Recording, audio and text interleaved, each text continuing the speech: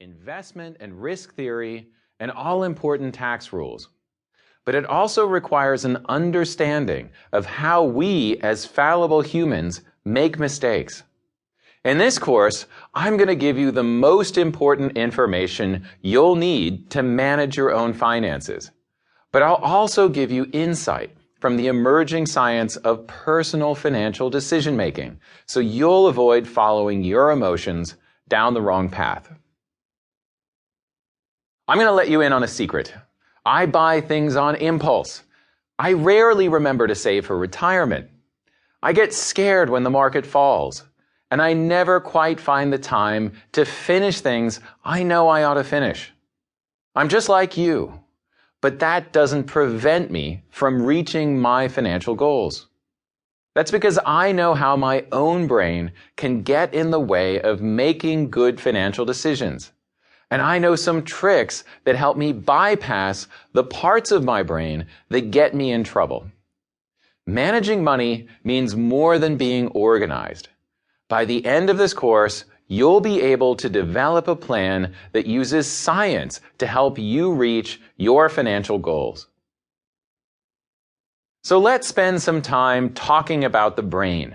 Especially when it comes to financial decisions, our brain is in constant struggle. We know what we ought to do, but we often don't do it. That's because we really don't have just one cognitive system. We have two primary brain parts that influence how we respond to money. Once we're aware of these two systems, it becomes much easier to understand why it can be so hard to follow through on our best intentions. Most Americans believe they should save more for retirement, but not enough actually do something about it. When we're planning for the future, we use a little part of our brain right behind our eyes called the prefrontal cortex. This part of the brain likes to think it's in control.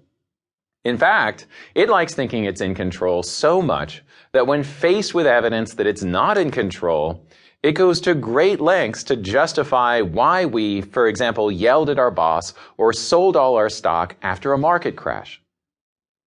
The truth is that the prefrontal cortex we use in conscious decision-making isn't really in control at all. It's been likened to a rider sitting on top of an elephant. The rider can generally guide the elephant around just fine until the elephant decides it really wants to go somewhere else. The elephant part of our brain is called the limbic system. The limbic system is a much older part of the brain and takes up much more real estate in your head. It's responsible for things like emotions, automatic responses to stimuli, and memory. We generally live in the limbic system. Even as you listen to this lecture, it takes a lot of work to keep your prefrontal cortex activated. That's why you might feel exhausted after concentrating for 30 minutes. The limbic system is a lot faster and more efficient, and it's the part that we use the most often in our daily tasks. When we drive to work, we're in limbic mode after the first couple of trips. And when we get up in the morning, we're really in limbic mode. At night, we decide on the best time to get up the next morning using our prefrontal cortex. But when we wake up, we're in limbic mode. That's why we need a snooze button. Because when we planned the night before, we mistakenly thought that we would wake up using our prefrontal cortex. Remember, the rider doesn't want to admit that the elephant is in control. But when we actually woke up, we were using the emotional, intuitive part of our brain. And that part wanted more sleep.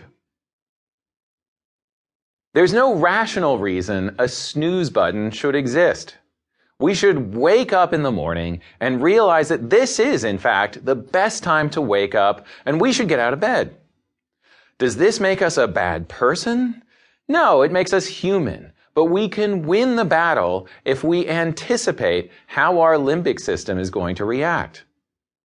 Once the rational brain understands it can't always rein in our emotional brain, we can do things to take away your emotional brain's power. There's a new alarm clock called a clocky, invented by a graduate student at MIT. Para seguir escuchando este audiolibro gratuitamente, haz clic en el enlace de la descripción y podrás escucharlo completo sin coste gracias a la prueba de 30 días de Audible.